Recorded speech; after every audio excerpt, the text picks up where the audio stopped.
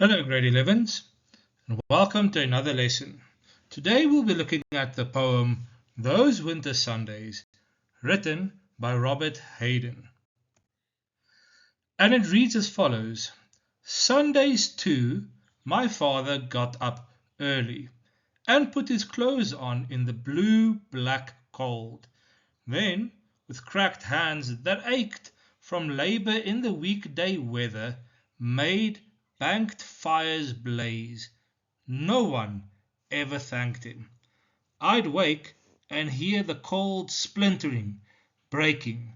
When the rooms were warm, he'd call, and slowly I would rise and dress, fearing the chronic angers of that house, speaking indifferently to him who had driven out the cold and polished my good shoes as well. What did I know? What did I know of love's austere and lonely offices? So let's begin with a line-by-line analysis of this poem. Firstly, looking at glossary, ensuring you understand any new words or words that you may be unfamiliar with in this poem. We have banked, which means you heap something up to form a mound. Chronic means something is constant, is happening all the time.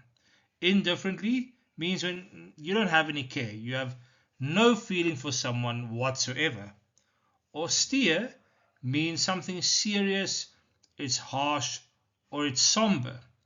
Offices in the context of this poem means the services that you do for other people, the things that you do for others. Then synesthesia, that is when one kind of sense is experienced by another. For example, the sweet taste of pink. So this is a new figure of speech which you will need to know. Synesthesia, when one kind of sense is experienced by another. For example, the sweet taste of pink. It may be a good idea for you to take a note of these words before we dig into the poem itself. So it starts with Sundays too, my father got up early. Notice the word "to" there. It means the father got up early every day, including Sundays. And as you know, Sundays are seen to be the traditional day of rest, the day where people tend to take things a bit more slowly, they're more relaxed, they're calm, they are at home, they are resting. That's a traditional day of rest. However, here we see that his father got up early every single day of the week. There was no specific day of rest where he would just, lay in a bit later or something. He got up early every single day. Now, look at the formal choice of word of father. So it's not dad or daddy or something like that. So the word father being so formal shows that they have a very cold, distant relationship. There's not really any love lost per se between these two. They have a very formal, very distant, and very cold relationship. It's not a happy relationship of father and son at all. It's a very distant relationship. And he continues to say, and put his clothes on in the blue-black cold. So blue-black, that's a time of day very, very early in the morning, before sunrise. But it also depicts the coldness of that time. And you see now the room is very dark. So it gives off the somber blue-black color. But what is also interesting to note is aside from the room having this blue-black color, this could also refer to the color of the lips and skin when it turns this blue-black color when it is extremely cold. So it has these two meanings. The room being blue-black, that color, but also as a result of the cold, the lips and skin turning this blue-black color. And also, there's what we call consonance of the letter B, which creates this feeling of being hit in the face by a cold wind. So this blue-black cold. And we continue seeing then, he says, then with cracked hands that ached. So we know that this father does hard physical labor, hard manual labor. He's busy, he's working with his hands, he's doing things physically, hard physical labor.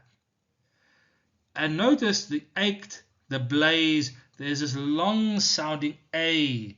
So this assonance, there's a slow, mournful sound. Ached, blaze, this long sounding A, which adds to this feeling of a slow pace, of this mournful tone that he's going for here. From labor in the weekday weather, made banked fires blaze, no one ever thanked him. So he lights the fireplaces in the house to warm up the house before the children wake up. Now look at the alliteration here. It echoes the cold and unhappy condition of the father. Banked, blaze, it echoes that cold and unhappy condition. And look at the words, no one ever thanked him. So the children took their father for granted. They never thanked him for his sacrifices. And as we saw from the start, there wasn't a very loving relationship between them. It was very cold, very distant, very formal. But also from the children's side, it seems they just took him for granted. They just accepted things as they were, as normal, part of life, nothing to be thankful for. They took him for granted. And he says it here, no one ever thanked him. Now, he says, I'd waken here, the cold splintering and breaking. So notice now how the speaker now shifts away from the dad, away from the father, and he shifts to himself. So the speaker remembers now hearing the wood burn in the fireplace every morning when he woke up. And we see that cold splintering, that breaking, that is a hyperbole. So hyperbole being an exaggeration. So he's emphasizing the cold winters with this cold that is splintering and breaking. But it's also a metaphor here, because the cold is compared to wood that would splinter and break as it is chopped and used to make fire. Now, when the rooms were warm, he'd call. So his father usually called them when the house was already warm. Then he would call them. And slowly I would rise and dress.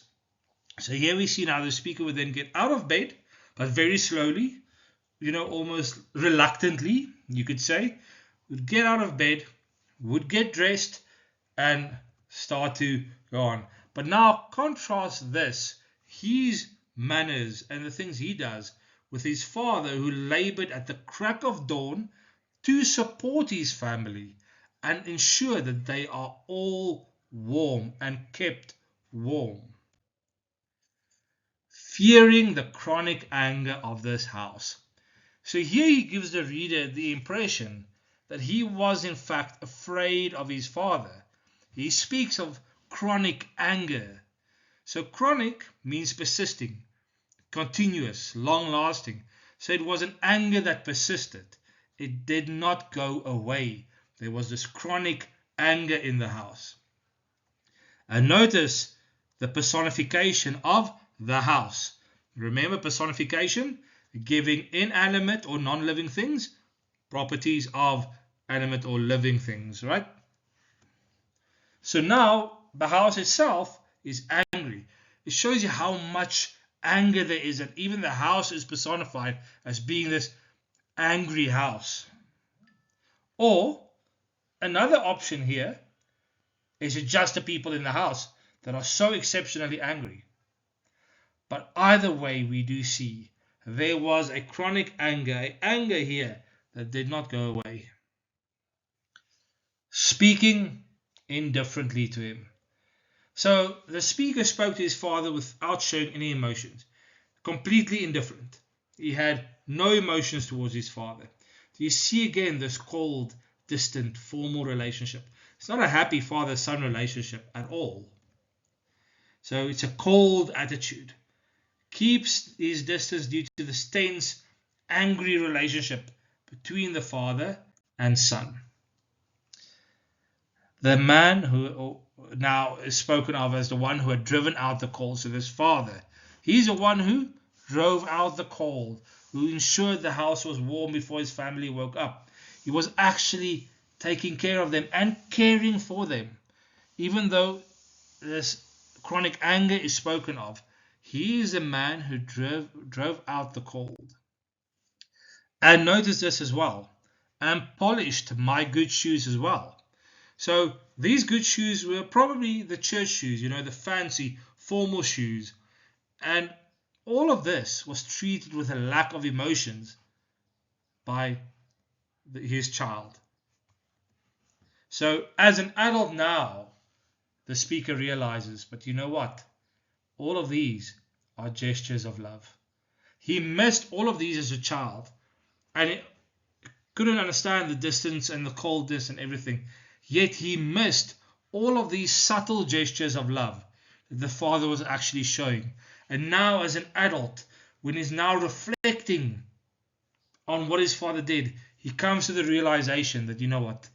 Warming the house, letting us lay in until the house was warm, then calling us, making sure our shoes were polished. All of these are gestures of love. And then with this realization, the speaker now says, what did I know? And he repeats it, this rhetorical question, to emphasize his childlike innocence at the time. And it also emphasizes that now as an adult, he has regret later on, now in his life. He regrets his actions as a child. And that's why he repeats again, what did I know? So as a child, he did not recognize his father's actions as acts of love. But now he understands that even though family members are emotionally distant, it does not mean that there is no love. Here we come back to, it may be cliched, and yet it holds true. Actions speak louder than words. What did I know? So you see this repetition. Again, there's this realization that he did not understand anything when he was a child. Of love's austere and lonely offices. So look at this. Love is harsh and lonely.